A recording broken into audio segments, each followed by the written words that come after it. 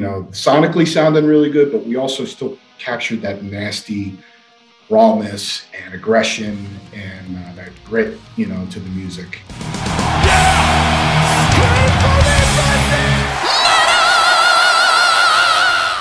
Hey everyone, welcome to the channel. My name is Belgian Jasper. If this is your first time to the channel, hit subscribe right now. There are few death metal bands that are as iconic as Immolation, and the New York death metal masters are back with a blistering new album. To learn all about it, I sat down with guitar player Alex.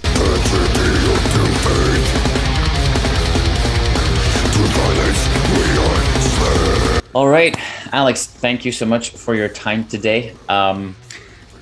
Let's just go straight into it. For Immolation standards, you've made us wait a bit. And now we've got this ferocious new album. I want to focus really on your part here, because this is a long-lasting band. You are, quote-unquote, the new kid, although it's been more than a few years now. Right. But you've been very involved in this album to an extent that we usually don't see newer members being invited to participate in such a way. That must be pretty cool for you. How was that being part of this album, not just on the stage, but also everything going on behind the scenes? Sure. Well, I mean, it feels great. A lot of people don't know we go back since the beginning of the band, actually. Our friendship since '88. So we've been, friends since then. But yeah, I think this is probably the first record in the history of the band since maybe the first record that another guitar player plays on the record, because Bob has always played all the rhythms and all the solos. He's always been the lead guitar player. So yeah, so this record, me and Bob both played rhythm and both also leads.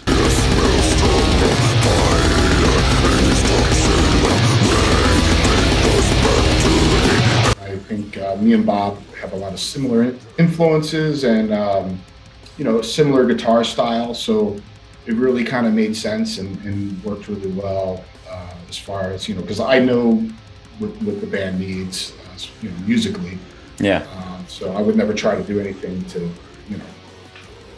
get away from that or try wouldn't work. So yeah, it was a really smooth process.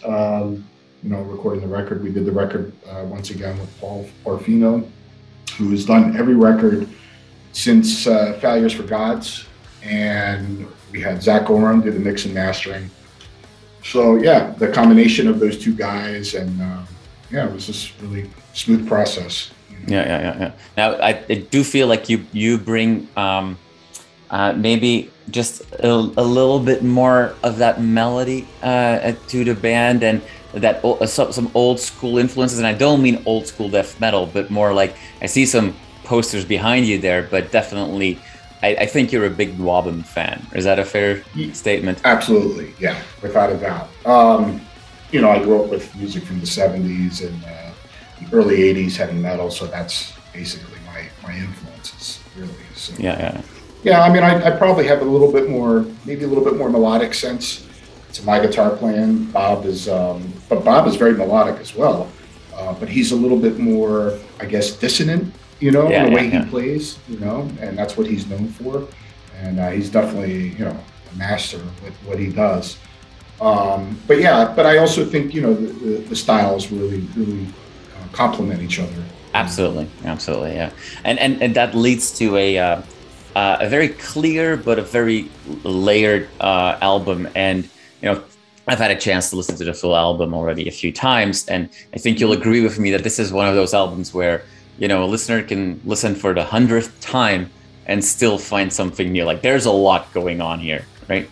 Yeah, I agree, and that was the intentions. I mean, when we sat down a few years back, to discuss how we foreseen this new record, we definitely wanted the record to be epic and take you on a journey, because all my favorite records, whether it be like a Pink Floyd record or Iron Maiden or whatever, when you listen to those records, you can't turn it off. You know, it's not just like, you know, and you want to make a record that, you know, like tells a story, I think. And I think we managed to do that, I think, with this album. In particular, you know, with all the music that Bob came up with on this, and just the way that the album is arranged, and you know, and there's a lot of atmosphere on this. But I also think production-wise, I think this is, I would say this is the best sonically sounding Immolation record. And you can hear every little thing, but it's also kind of has, still has that rawness to it too. You know, it's like I usually like to use an example, you know, as far as the type of music that we play. Like if you listen to Death, Scream Bloody Gore, the first, you know, Death record, you know, it was a very raw album, but it was also really well produced too. You know? Yeah. So I think we kind of managed to capture that. We got, you know, sonically sounding really good, but we also still captured that nasty rawness and aggression and that grit, you know, to the music.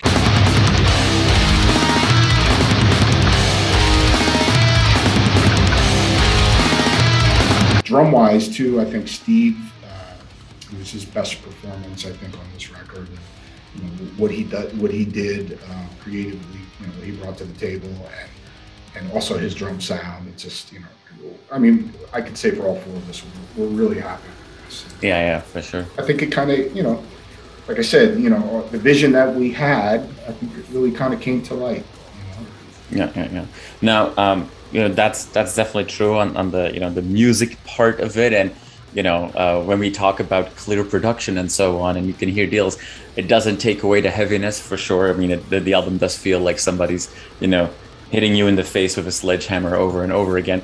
But from a lyrical perspective, and I want to use maybe like one of the singles that has been released already with Age of No Light, which I think is a great representation and a good metaphor also, I think, for the lyrical themes on the album. That song specifically, because of the imagery that's being used in the video, and there's some specific words in the lyrics that it's very easy to interpret this song about, you know, warfare and the bleak side of that. But with the title being the title, Age of No Light, kind of like the inverse of a Renaissance, and you start reading through the lyrics, it's clear that there's multiple ways we can interpret this, as in, you know, a hateful society today, a more tribal society than ever before, maybe even as simple as a bit of a war cry against exploitative entertainment. Am I on the right track here, or am I? Oh yeah, absolutely. I mean, we never try to, you know, tell too much of what the song's about. We always leave it up to the listener, and whatever they get out of it, you know, then that's what it is to them, and if they get something positive out of it, you know. But yeah, I mean, basically, I can tell you that song in particular is kind of basically talking about the state of the world right now. You know, that it feels like we're going backwards, and we were going forward for a while. It seems like we're going backwards again, unfortunately. But in saying that, me as a person, I'm a pretty positive person these days, and I like to think that we'll get through these rough times, you know.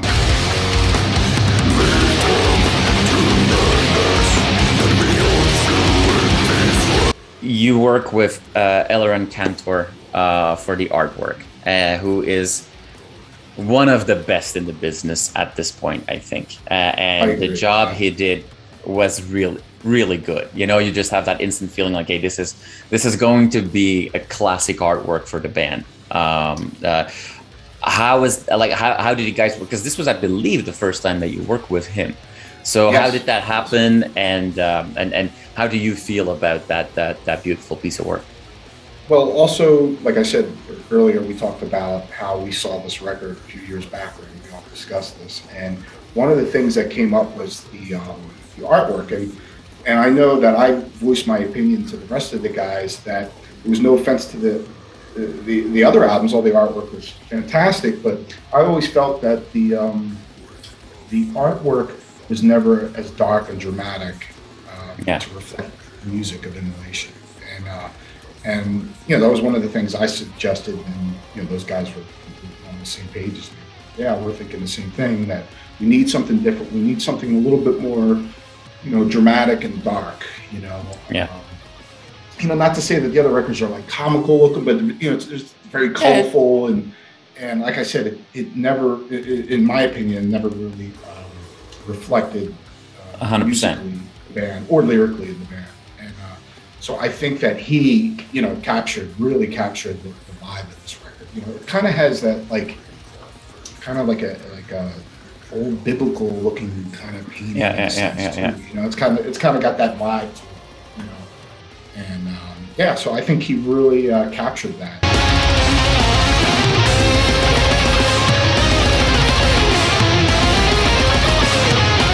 Because I grew up as a kid, looking at vinyl, opening up the vinyl and just taking a look at the record, and that's how I kind of got into a lot of things, was seeing the artwork and everything else. And so I think that it's all important. It's all a big piece, a part of the art.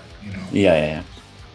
All right. Well, Alex, I know you have to run to another interview, and that these are very busy evenings for you. But I do want to thank you for taking the time to talk to me thank you for having me. Some of the art.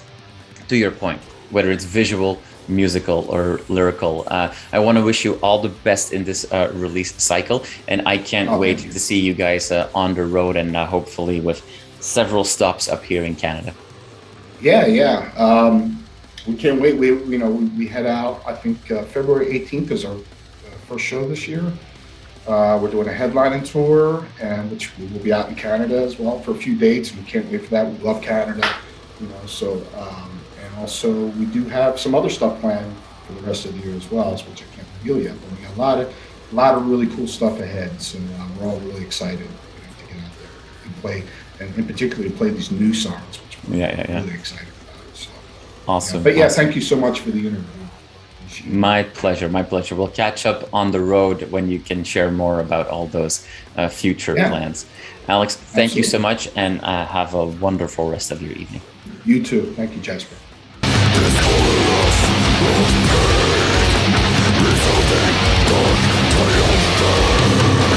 You are awesome for watching this video. Click right here to see more content like it, and subscribe to the channel.